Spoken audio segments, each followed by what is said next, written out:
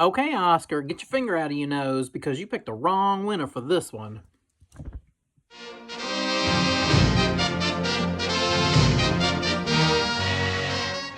Let's talk about the Best Actress race from 1950, shall we? So the nominees were Anne Baxter for All About Eve, Bette Davis for All About Eve, Judy Holliday for Born Yesterday, Eleanor Parker for Caged, and Gloria Swanson for Sunset Boulevard, with the winner being Judy Holliday for Born Yesterday. However, there are reasons why I feel they may have chosen the wrong winner, and I'm going to tell you why. Let's first chat about Eleanor Parker in Caged.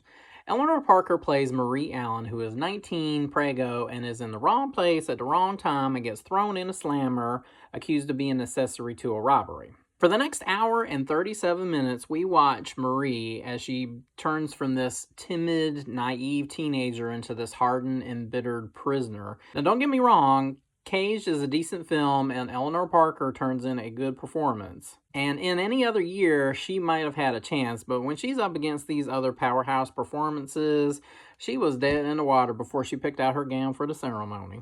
Then we come to Anne Baxter and Bette Davis, both nominated for Best Actress in the same film, All About Eve. Bette Davis plays Margot Channing, a renowned but aging Broadway star who knows her days on the stage are numbered. Enter Eve Harrington, played by Anne Baxter, this very shy but eager ingenue who insinuates herself into Margot's life. Both actresses deliver on all cylinders here, but this is Betty's film. It was her big comeback role after she left Warner Brothers.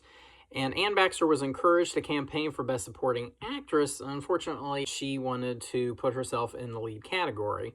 Many folks speculate that if that had not been the case, they would have won, but unfortunately, in the lead category, it likely split the vote. Next up, we have Gloria Swanson as Norma Desmond in Sunset Boulevard. Norma Desmond is a fading film star from the silent era, and she lives a very eccentric yet reclusive life. But through serendipitous circumstances, she crosses paths with this very sexy screenwriter, Joe Gillis, played by Mr. Yummy William Holden. And she starts to plan her comeback role. But she goes all Glenn Close on his ass, and this whole relationship just turns lethal. This is a career best for Gloria Swanson, and her performance is garish and ghoulish and grandiose, and it's just steeped in all this tragedy. But the audience just really wants to see her prevail in the end. And finally, we come to our winner, Judy Holliday as Billy Dawn in Born Yesterday. Now, Billy Dawn is an ex-showgirl, and she is the mistress of junkyard tycoon Harry Brock, played by Broderick Crawford, whom I cannot stand. Harry brings Billy to Washington, D.C. in the hopes of bribing a congressman. But Billy is street smart. She ain't book smart. So then we have journalist Paul Verrill enter the picture, played again by the yummy and delicious William Holden. This was a good year for him. And Harry hires him to give Billy some culture and some edumacation. So in a nutshell, Billy falls for Paul, she gives Harry the heave-ho, and she wins the Oscar. It's basically the retelling of Pygmalion, but without the Oscar win. Judy's performance is actually really good, quite good, in fact, despite the film's faults. She has great comedic timing, and I actually found myself laughing out loud several times. I've seen this movie a few times, and honestly, I'm always underwhelmed. As I said, Judy's performance is good and definitely deserves a nomination, but it's not memorable enough to win, in my opinion. And with all that being said, may I have the envelope, please? Rude. The winner of Best Actress in 1950 is Gloria Swanson in Sunset Boulevard. Wow! I know y'all are surprised. You thought I was going to pick Betty, didn't you?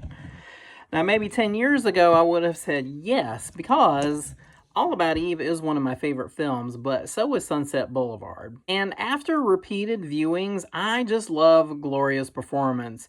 It's so grounded, yet it's unhinged. It's hopeful, but it's just wrapped in this pathos that you know just is not going to end well for her. Her closing scene as she fades into the camera and just fades into her madness, it is cinematic gold. And guess what else is madness? You, Oscar, you. You insane in the membrane was probably drunk on cheap champagne back in 1950 when you picked the wrong winner. And all I can say to that is, go home, Oscar! You're drunk! Again! Bitch!